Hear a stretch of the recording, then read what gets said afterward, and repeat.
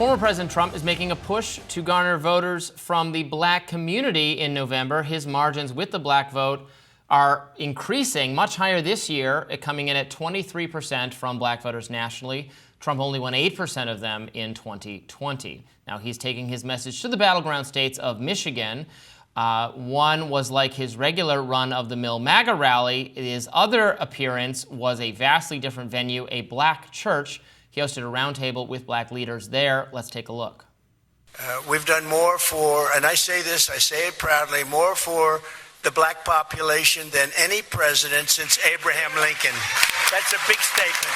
The crime is most rampant right here and in African-American communities, and more people see me and they say, sir, we want protection. We want police to protect us. We don't want to get robbed and mugged and beat up or killed because we want to walk across the street to buy a loaf of bread. He also talked about the immigration issue and the migrant crisis, claiming that the issue is hurting the black community. Trump drew applause from the audience, most of who were not black, when he blasted crime and talked up law enforcement, claiming that black people want protection. Former Trump White House Press Secretary Kellyanne Conway appeared on Fox News on the same day, grossly inflating the number of people in attendance at Trump's church event in Detroit. Let's watch. Biden's not doing anything like that. Look at the contrast of just this weekend. You got Donald Trump in Detroit talking to 8,000 people, and then at a black church, of course. X account Biden Wins poked fun, posting this picture with the caption, "Breaking. This photo has been released from Donald Trump's rally at a black church yesterday. Seems like there's something off." Not enough black people, I guess? I've seen more black people and friends than I saw in that church. Okay, but that's fine. Fair enough. Yeah. It's not the case that Trump is suddenly like winning all black voters or something, but you know, you can read the same poll numbers I can, and he has improved his standing, particularly with, I believe, with black males in particular. He has. Look, if you look at the polls, in 2016, he got around 8%. In 2020, he got 12%. He is increasing his numbers with black men. That has to do with the frustration with the Democratic Party, not with Donald Trump. Democrats, especially Democratic men, are tired of their vote being taken for granted. Democrats every year, come up to black communities, go to churches, go to barbershops in election years. And then once the election's over, we don't see a lot of policy that's put forth that can be helpful for us. I think this administration, this Biden administration, has been a little different. We look at some of the legislation that's been passed. There's been more protections on ACA, which helps the maternal rate go down for African Americans. There's been protections around diabetes and capping of insulin. But overall, I think the African American community is very disenfranchised with Democrats, and there's a lot of work that's going to have to be done. Do you think the pitch on immigration and crime speak to the African-American community? The thrust of that being that, and I know it's the case when after summer of George Floyd, protests everywhere, then you actually survey, big racial reckoning taking place in national conversation, but then you actually survey people, in the communities where, the store was just burned down by crazy activists and Antifa or whatever, and they're like, actually, we would like the police to, patrol more crime in our area, not less, more. Listen, black people don't hate police. We hate bad cops. Yeah. And as a Washingtonian, I'm from this city. We've got a real crime problem right now. Oh, it's horrible. It's really bad. And it reminds me of the 90s where you really were afraid to go out. You weren't sure where you could go.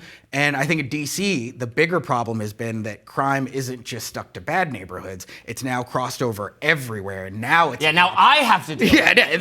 That's really where the issue we're seeing in a lot of these cities. If only could it be kept to the low income. I mean, I'm being facetious because obviously the idea that policymakers treat crime as not an actual problem because it's confined to the people who are politically irrelevant is a moral scandal. But it is the case. It is. And it's why actually I think we really need to push more African Americans to be voting.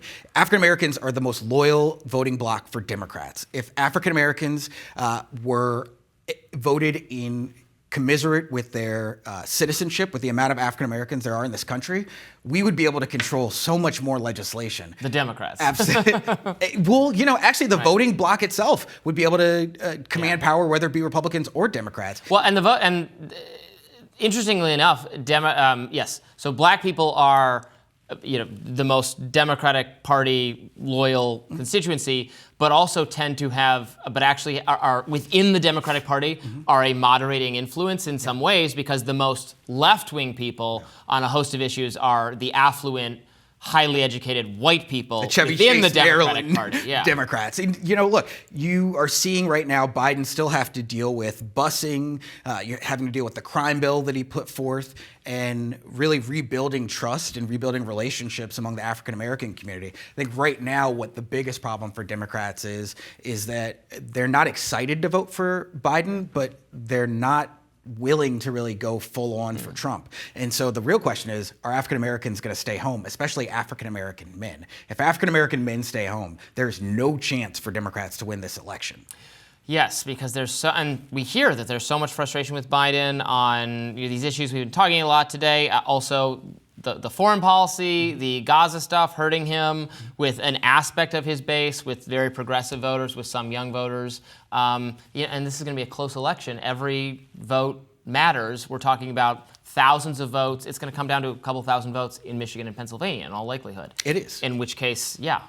Philadelphia and Dearborn are going to become really the places that are the bellwether. If Democrats can perform well there, then they'll win the election. But if they can't, they won't. It's why you're seeing President Trump spend so much time there. It's why you're seeing Democrats spend so much time trying to really energize the African American community and get out the vote, because this is going to be a turnout election. And it's why for Republicans, it's so problematic that so much of that donor money is going to be spent on Trump's legal costs and not on turnout the vote, which Democrats are going to be spending 70% of their the money that they bring in on souls to the polls, on getting out to barbershops, really on energizing that black vote. Because if that black vote turns out, as we saw in the midterms, as we saw in 2020, that's really the difference. In 2016, we stayed home.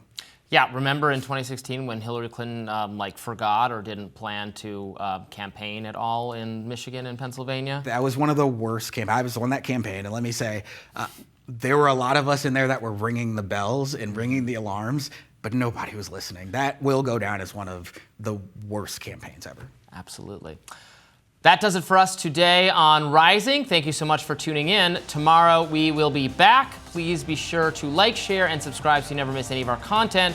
And for those of you who like to listen while on the go, we are now available anywhere you listen to podcasts. We have been for a long time, because I've been reading that spiel for very nearly 3 years. See you tomorrow. See you guys.